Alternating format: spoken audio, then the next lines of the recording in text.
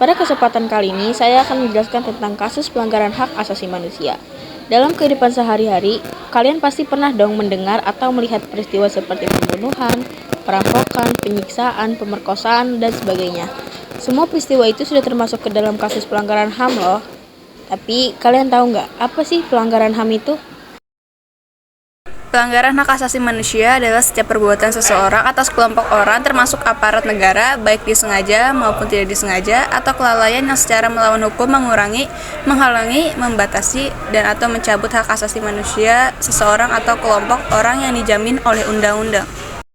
Terdapat dua faktor penyebab pelanggaran HAM. Yang pertama, faktor internal, yaitu dorongan untuk melakukan pelanggaran HAM yang berasal dari diri pelaku pelanggar HAM. Sedangkan yang kedua, faktor eksternal, yaitu faktor di luar diri manusia yang mendorong seseorang atau sekelompok orang melakukan pelanggaran HAM. A. Faktor-faktor penyebab pelanggaran HAM internal. 1. Sikap egois atau mementingkan diri sendiri. Sikap ini akan menyebabkan seseorang untuk selalu menuntut haknya sementara kewajiban sering diabaikan. Seseorang yang mempunyai sikap seperti ini akan menghalalkan segala cara agar supaya haknya dapat terpenuhi, meskipun caranya tersebut dapat melanggar hak orang lain. 2. Rendahnya kesadaran HAM. Hal ini akan menyebabkan pelaku pelanggaran HAM berbuat seenaknya. Pelaku tidak mau tahu bahwa orang lain pun mempunyai hak asasi yang harus dihormati. Sikap yang tidak mau tahu ini berakibat munculnya perilaku atau tindakan penyimpang terhadap hak asasi manusia. 3.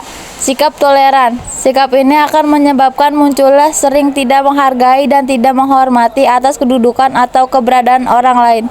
Sikap ini pada akhirnya akan mendorong orang untuk melakukan diskriminasi kepada orang lain. B.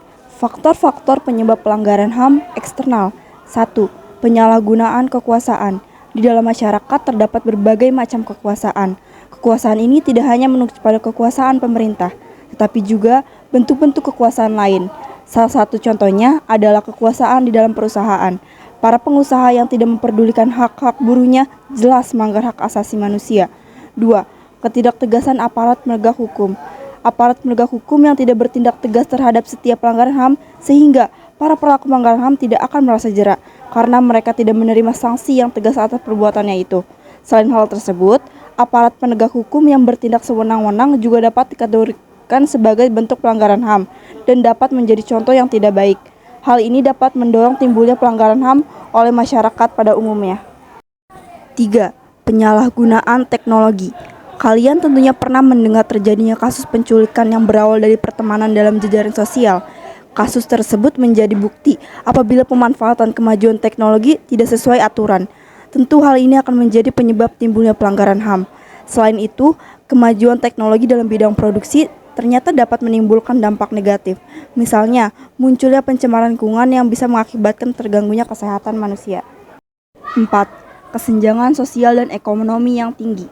Kesenjangan menggambarkan terjadinya ketidakseimbangan yang mencolok di dalam kehidupan masyarakat. Pemicunya adalah perbedaan tingkat kekayaan atau jabatan yang dimiliki. Apabila hal tersebut dibiarkan, akan menimbulkan terjadinya pelanggaran HAM, misalnya perbudakan, pelecehan, perampokan, bahkan pembunuhan.